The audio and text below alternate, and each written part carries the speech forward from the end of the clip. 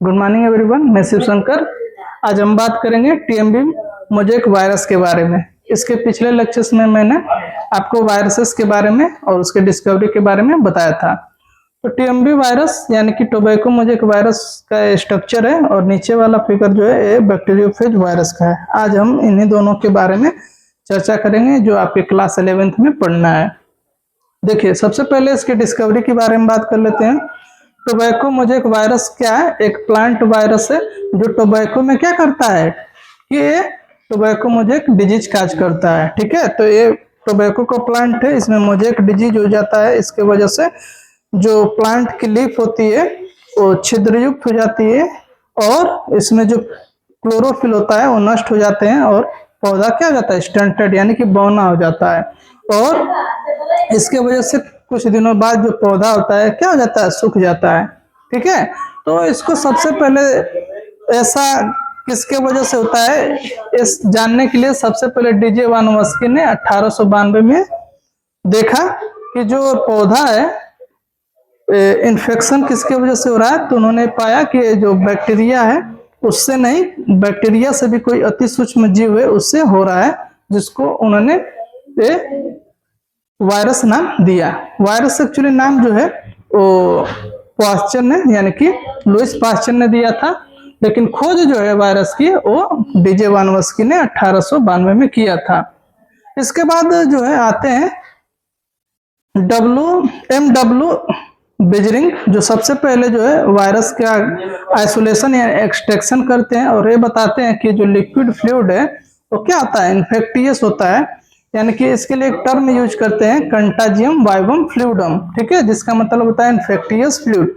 और फिर उसके बाद जो है आते हैं WM स्टेनले, जो वायरस का क्या करते हैं, क्रिस्टलाइजेशन करते हैं, जैसे कि मैंने आपको पिछले वाले लेक्चर्स में बताया था। तो WM स्टेनले ने सबसे पहले वायरस का क्रिस्टलाइजेशन किया था और ये बताया था कि जो वायरस होते हैं वो न्यूक्लिक एसिड और प्रोटीन से बने होते हैं और इसके लिए इन्होंने टर्म दिया क्या, इन्फेक्टियस न्यूक्लियो प्रोटीन। यानी कि वायरस क्या होते हैं, ऑब्लिगेट इन्फेक्टियस न्यूक्लियो प्रोटीन होते हैं, यानी कि जो इसका जो है कंपोनेंट वो न्यूक्लिक एसिड और प्रोटीन से ही सिर्फ बना होता है। तो यहाँ पे जो स्ट्रक्चर आप देख रहे हैं टीएमबी का, यहाँ पे जो है RNA का जेनेटिक मटेरियल है, ये क्या है, इसका जेनेटिक मटेरियल है। और इसको चारों तरफ से आप देख सकते हैं कि कैप्सिड के द्वारा ढका गया है। और कैप्सिड एक्चुअली होता क्या है, एक प्रोटीन होता है और एक इसके कैप्सिड के एक यूनिट को जो है हम लोग बोलते हैं कैप्सोमियर। क्या बोलते हैं, कैप्सोमियर बोलते हैं। तो ये टीएमबी का स्ट्रक्चर है यानी टोबैको मोज़ेक वायरस का।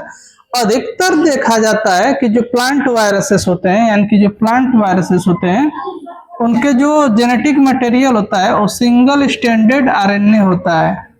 लेकिन कुछ कुछ ऐसे वायरसेस हैं जिनके जो जेनेटिक मटेरियल है और सिंगल स्टैंडर्ड DNA या डबल स्टैंडर्ड DNA भी हो सकते हैं। लेकिन ज्यादातर जो वायरसेस हैं प्लांट वायरसेस, उनके जो जेनेटिक मटेरियल है वो सिंगल स्टैंडर्ड RNA होते हैं। लेकिन एनिमल वायरसेस में क्या होता है कि वो सिंगल स्टैंडर्ड DNA या डबल स्टैंडर्ड DNA होते हैं मैक्सिमम, लेकिन RNA भी कुछ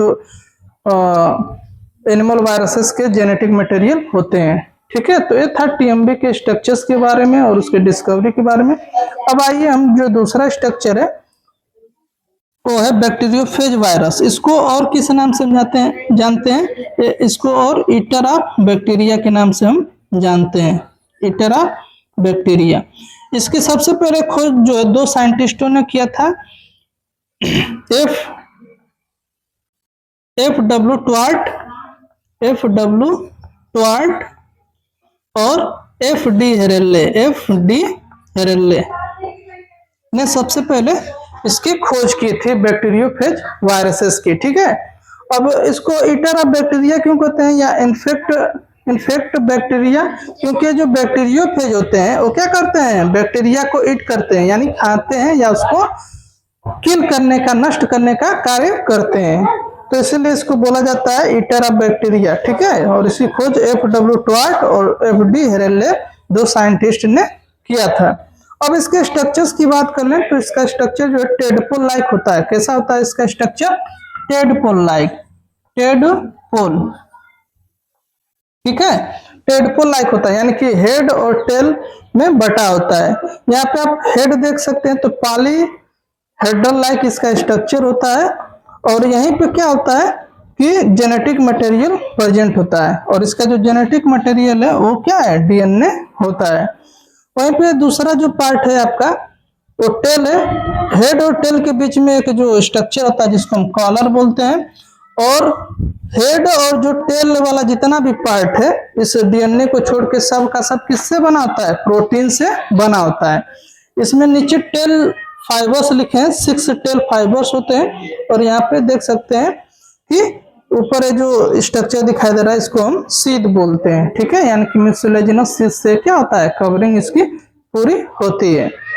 अब बैक्टीरियोफेज जो वायरस है, जो हमारी गंगा रिवर है उसमें ज्यादा जो है इसकी मात्रा पाई जाती है। तो ये करते क्या है कि उसमें जो उपस्थित जो बैक्टीरिया है उसको किल करने का कार्य करते हैं, और इसीलिए बोला जाता है कि जो गंगा है वो क्या है? पवित्र है, क्योंकि उसका जो पानी है, हम अगर नॉर्मल नदी से लें किसी और गंगा का पानी लें और लंबे टाइम तक रखें तो जो गंगा का पानी है वैसा का वैसा ही रहेगा, जबकि दूसरा जो पानी होता है उसमें स्मेलिंग आने लगती है, ठीक है। इसीलिए गंगा को क्या माना जाता है कि वो शुद्ध है, यानी कि पवित्र है, ठीक है। तो इसका कारण क्या है? इसका कारण सिर्फ बैक्टीरियोफेज होते हैं, क्योंकि बैक्टीरियोफेज क्या करते हैं? उसमें मौजूद जो बैक्टीरिया ग्रो करती हैं तो उनको खाने का या किल करने का कार्य करते हैं।